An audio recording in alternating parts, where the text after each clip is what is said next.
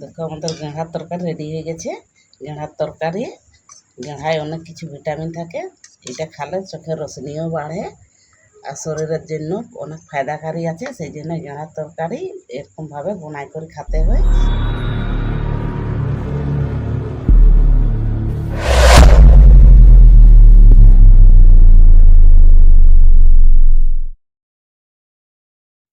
আজকে দেখো আমরা এই গগলি গেঁড়ার তরকারি বানাবো। এটা খেলে শরীরের জন্য ফায়দা, চোখের জন্য ভালো রোশনি বাড়ে। এইটা তোমরাও ঘরে বানাই করে খেতে পারো। আজকে আমরা গেঁড়ার তরকারি রান্না দেখাবো, এটা কীভাবে আমাদেরকে রাঁধতে হয়। আমাদের কড়াটা গরম হয়ে গেছে, এখন আমরা তেল দেব। হালকা করে একটু তেল দিতে হবে। তেলটা গরম হয়ে গেছে, একটু জিরা দিয়ে করে আঁচ জলটা মরাতে হবে।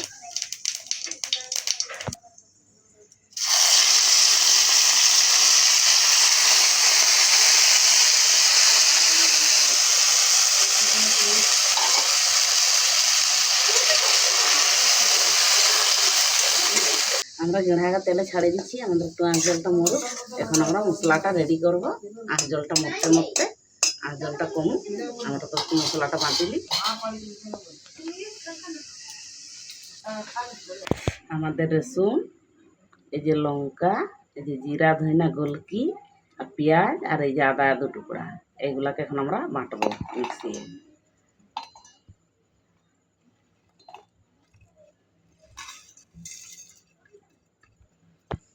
হালকা একটু জল দিব।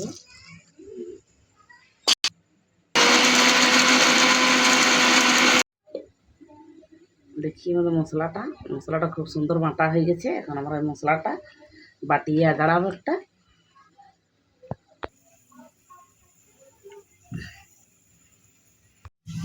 আমাদের এই মিক্সিয়ে টমাটোর পেস্টটা বানাই দেবো। কিন্তু টমাটোরগুলো কাটি কাটি দিয়ে দিচ্ছি 2টা। দেখছি হয়ে গেছে। এখন আমরা এই টমাটোর পেস্টটা বানাবো।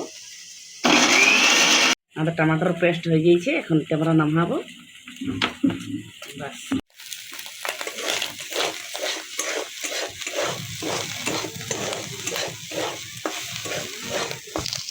আমাদের গেঁড়াটা আঁচ জলটা মরে গেছে। এটা একটু ভালো করে একটু লাল করবো, তারপরে এটা নামাবো।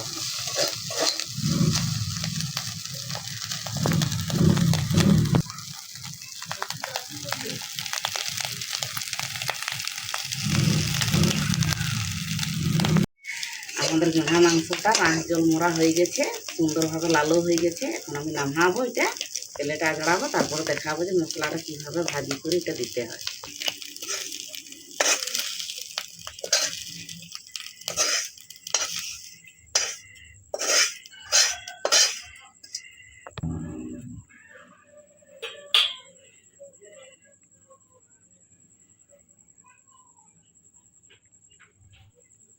এই গেঁড়াটাকে আমরা আলু দিয়ে করে বানাবো। আমরা আলুকে আগে থেকে সিদ্ধ করে রাখিছি।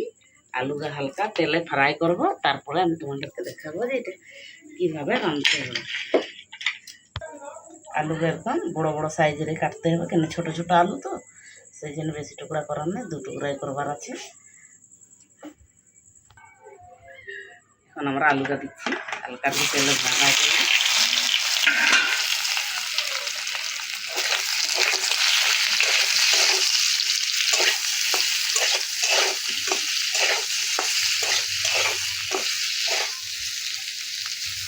হালকা একটু লাল হোক, আমরা হালকা করে একটু দিতে হবে সামান্য।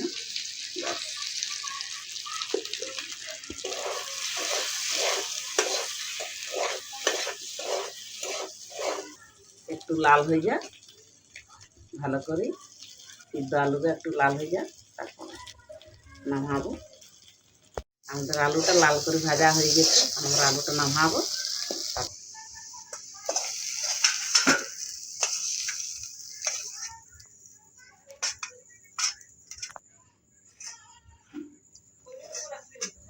আমাদের আলুটা লাল করে ভাজা হয়ে গেছে, এখন আমরা মশলাটা ভাজবো।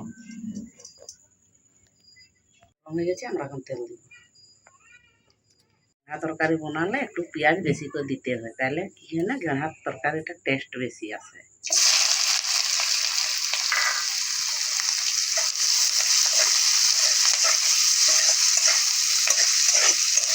পেঁয়াজটা হালকা লাল হয়ে যায়।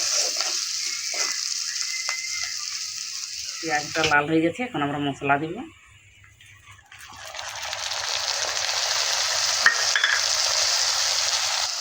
1 চামচ হলদি পাউডার, 1 চামচ মিট মশলা, 1 চামচ লঙ্কা গুঁড়া, আধা চামচ কাশ্মীরি লঙ্কা। এখন এটা ভালো সুন্দর করে ভাজতে হবে, ভালো করে মিলাতে হবে। ভাজা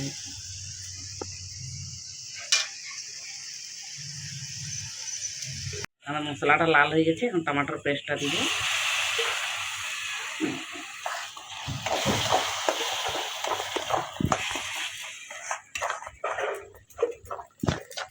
সুন্দরভাবে এটা মিলাতে হবে। মশলাটা ভাজা হয়ে গেছে, টমেটোটা ইয়েতে দিয়েছি, সুন্দরভাবে লাড়ি করে এটাকে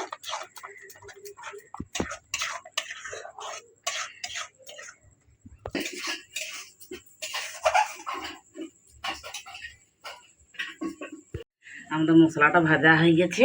এখন আমরা এই যে আমাদের ভাজা আলুটা আছে, ভাজা আলুটা দেব।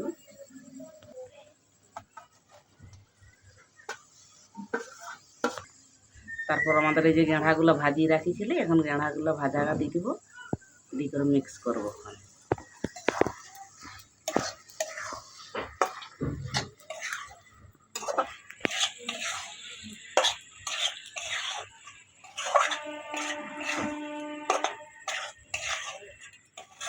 আমাদের স্বাদ অনুসারে নুনটা দিতে হবে।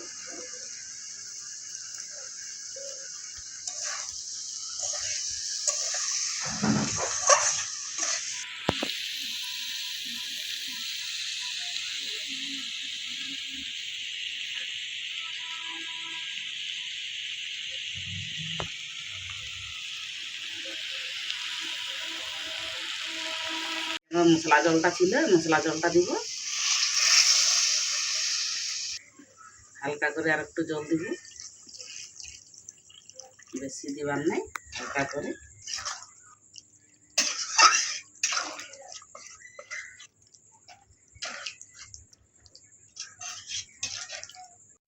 আমরা 5 মিনিটের জন্য ঢাকা দিচ্ছি, একটু আমাদের তরকারিটা ফুটুক, তারপর আমরা নামাবো। আমাদের 5 মিনিট হয়ে গেছে, এখন আমি দেখি আমার তরকারিটা বলতেছে না নাই। আমাদের তরকারিটা খুব সুন্দর করে হয়ে গেছে।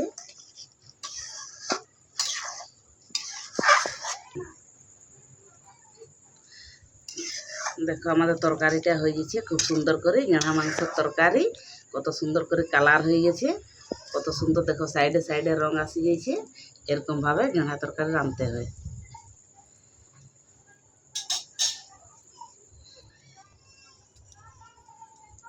আমাদের গেঁড়া তরকারিটা হয়ে গেছে, আমরা এখন নামাবো।